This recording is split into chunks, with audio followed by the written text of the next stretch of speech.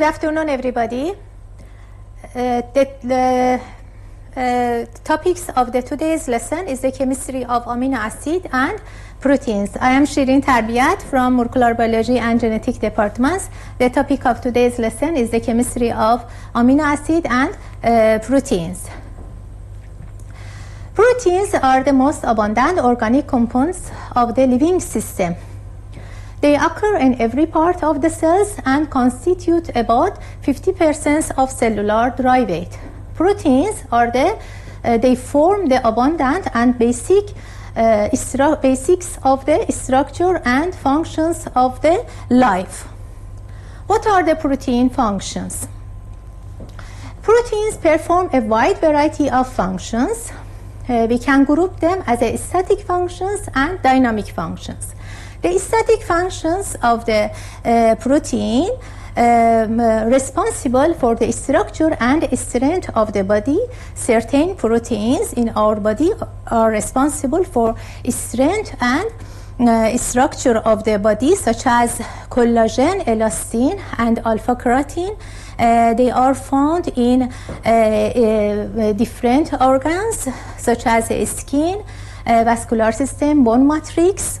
The dynamic functions of proteins are more diversified. These include proteins acting as enzymes, as hormones, as hemoglobins, hemoglobin, blood clotting factors, immunoglobulins, and protein acting as storage proteins, membrane receptors, and etc. Protein performing dynamic functions regarded as working horses of the cell. Okay, proteins as a polymer, what are their monomers or building blocks? Proteins on complete hydrolysis with concentrated HCl for several hours yield L-alpha amino acids. This is a property of all proteins. Therefore, proteins as a polymer are polymers of L-alpha amino acids. As many as 300 amino acids exist in the nature.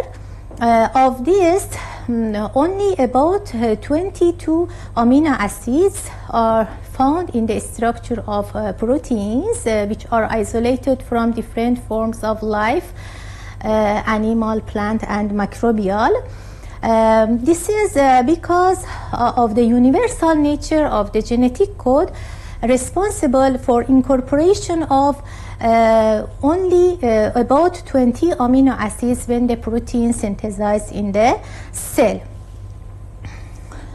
As you can see in the picture, we have the chemical structure of L-alpha amino acids. What does it mean L? What does it mean alpha? In the looking to the structure, we can understand easily. I will explain now. The protein, the amino acid composed of two functional groups. One is amino functional group and carboxy functional group. Amino functional group is basic, carboxy functional group is acidic. The amino acid term as alpha amino acid when both the carboxyl and amino group attach to the same carbon atom. This is called alpha amino acid. The carbon in which the carboxyl group and amino group is attached is called alpha carbon. Alpha carbon is a carbon in the structure of amino acids that binds to the carboxyl group, amino group, and it also binds to a side chain. It is called R, represented with R.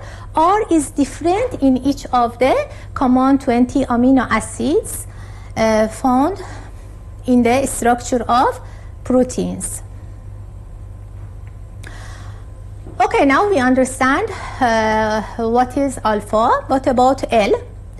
L is related to the optical isomers of amino acids. Recall from organic chemistry, we know the asymmetric carbon. Asymmetric carbon is a carbon which attached to the 4 different groups, and a compound exhibits such a this carbon. They have the optical isomers. In the structure of amino acids such as alanine here, L-alanine, and D-alanine we have here, we have in structure of all 20 amino acids except glycine, there is an asymmetric carbon. The asymmetric carbon in amino acid is the alpha carbon, which is attached to the 4 different groups, COO, NH3, and R group and H group, 4 different groups. Therefore, the alpha carbon is asymmetric carbon in all of the 20 amino acids except glycine, because in the glycine R is equal to H. Such a this compound, they have the asymmetric carbon, they exhibit the optical isomerism. That means when we subject the amino acids to the polarimeter, they can rotate the beam of polarized light to the right or left. If they rotate the beam of polarized light to the right, they are called dextrorotatory. The isomer is designated with D. If they rotate the beam of polarized light to the left, they are lower rotatory, and that isomer designated with L. The amino acid, which is in the structure of proteins, are a kind of L amino acid, L-alpha amino acid. This is the optical isomerism related to the amino acid structure. Coming to the classification of amino acids. Amino acids can be classified in different ways based on their structure and chemical nature, or based on nutritional requirements, or based on metabolic fate. They can be classified. Here you can see the classification based on the chemical structure, based on different R groups present in them. The similarity between the R groups, they are grouped as a non-polar aliphatic R groups. For example, amino acids glycine, alanine, proline, valine, leucine, isoleucine, methionine, they are placed in this group. Those have a non-polar aliphatic R groups. The aromatic R group, the amino acids those contain aromatic R groups are phenylalanine, tyrosine, tryptophan, and the amino acids contain polar uncharged R groups are serine, threonine, cysteine, asparagine, and glutamine. Amino acids contain negatively charged R groups are aspartate, glutamate, and the amino acids contain positively charged R groups are lysine, arginine, and histidine amino acid. Based on nutritional requirements, amino acids can be divided to 2 groups, non-essential amino acids and essential amino acids. Of the 20 common amino acids, our body has the ability to synthesize 10 of the amino acids. Therefore, they consider as non-essential amino acids. But on the other hand, our body cannot synthesize the remaining 10 amino acids. They should be supplied through diet. Therefore, they are essential amino acids. They are called essential amino acids. Essential amino acids, they are listed here: methionine, valine, phenylalanine, arginine, isoleucine, histidine, threonine, leucine, lysine, and tryptophan. Okay, Okay, coming to the charge properties of amino acids and proteins. Amino acids contain two functional groups, as I told you earlier. COOH is acidic and NH2 is another basic group in the structure of amino acids. They can, therefore, through these two functional groups, they can donate or accept proton. Therefore, they are regarded as ampholyte. Amino acids are ampholites. The amino acids also, they are rarely exist in neutral form. They don't have free carboxylic group and free amino group. In a strongly acidic pH, they are positively charged, and in a strongly alkaline pH, they are negatively charged. Each amino acid has a characteristic pH at which it exists as a Zwitter ion. It exists positively charged and negatively charged, and we call it as a Zwitter ion. What is the Zwitter ion? Zwitter is hybrid molecule containing positive and negative ionic groups. The pH at which the amino acid exists as a Zwitter ion and it doesn't have any charge, there is no net charge for amino acid, it is called isoelectric pH. Isoelectric pH, in which the amino acid without charge has its characteristics is the characteristic of each amino acid. For example, albumin isoelectric pH is 4.7. For hemoglobin it is 6.7, and casein is 4.6. Proteins do not move under electrical field at their isoelectric pH. Hence, for the electrophoretic separation of proteins, the selection of a media with different pH of the isoelectric pH is an important point.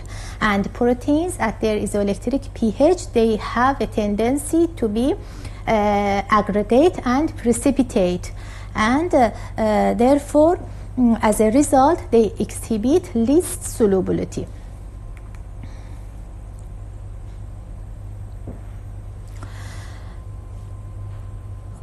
Okay, the formation of the peptides and peptide bond you can see in this slide.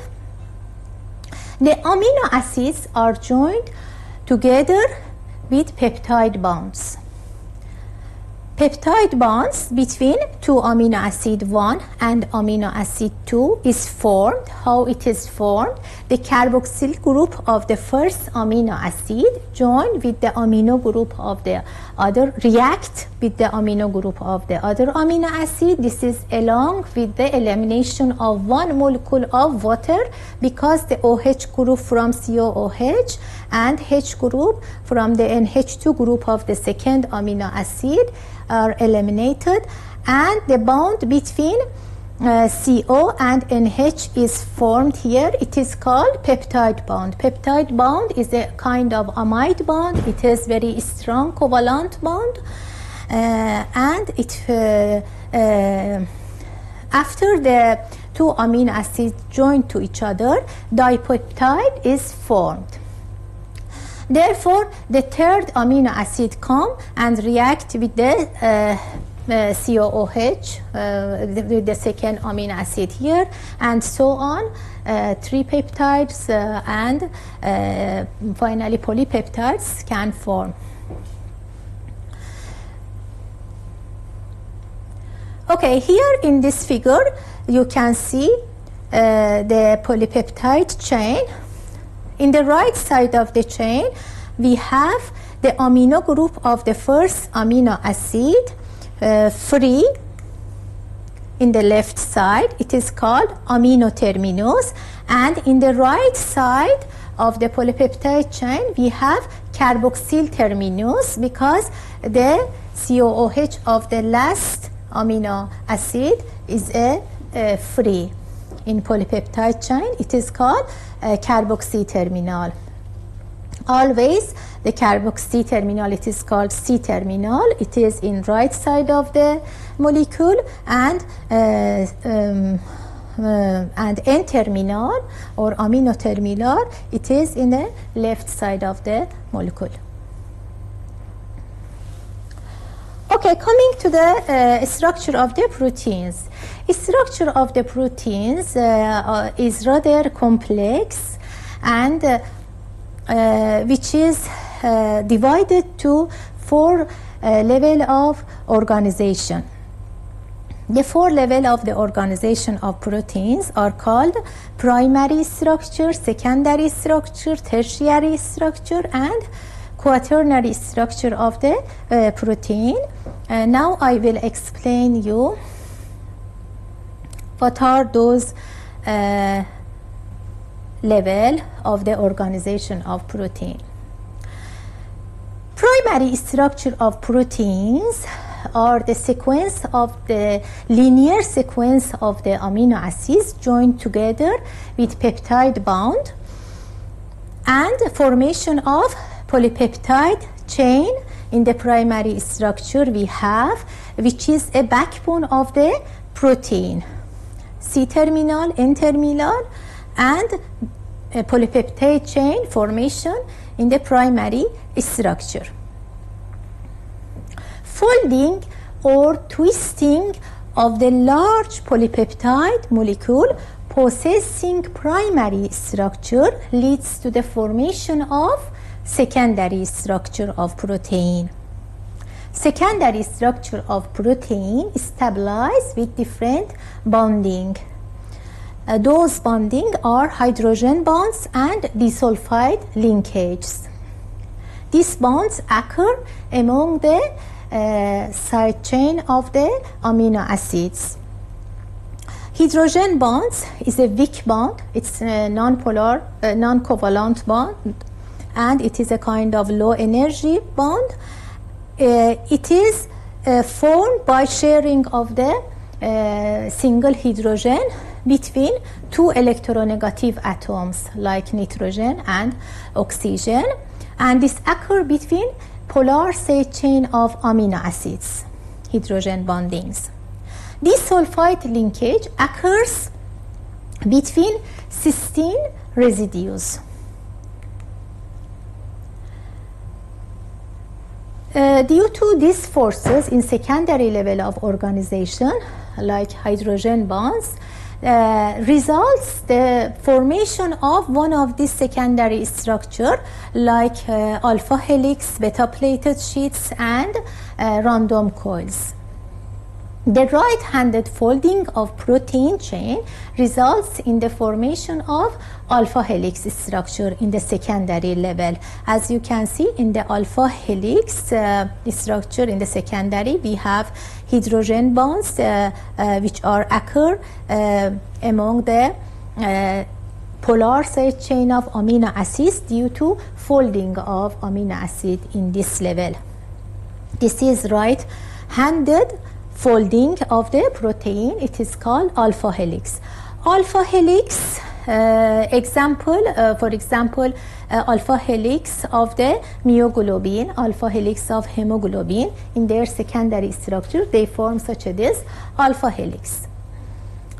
Beta-plated sheets are formed by the formation of hydrogen bonds between CO and NH group of different polypeptides.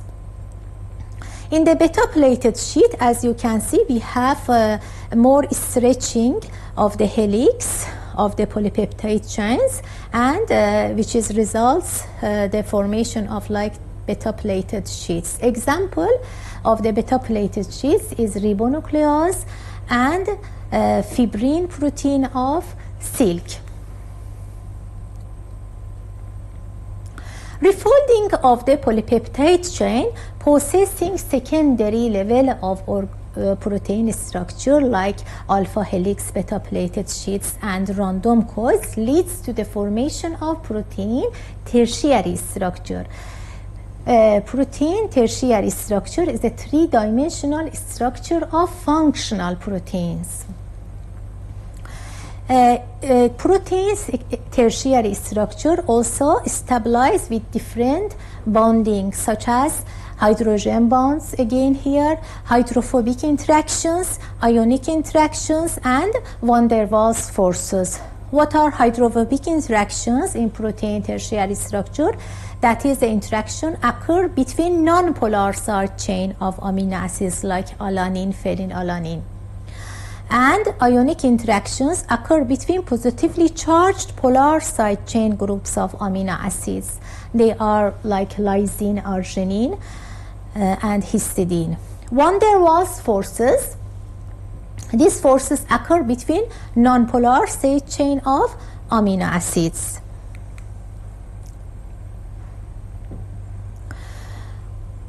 Okay, coming to the quaternary structure. What is quaternary structure? Some of the proteins actually are composed of two or more polypeptide chains.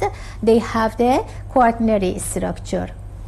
Quaternary structure of proteins, that actually it is the organization of the different polypeptide chains, which are referred to as subunits, and spatial their arrangement is called quaternary structure. In the figure, you can see the quaternary structure for hemoglobin, a tetramer having 4 polypeptide chains held together by non-covalent bonds. These subunits also they are held together by non-covalent interactions or by covalent cross-linkages and stabilize the protein structure. Okay, that's all for today. The lesson is over, and that's all for today. I hope you satisfied and enjoyed with today's lesson. Have a nice day and stay safe.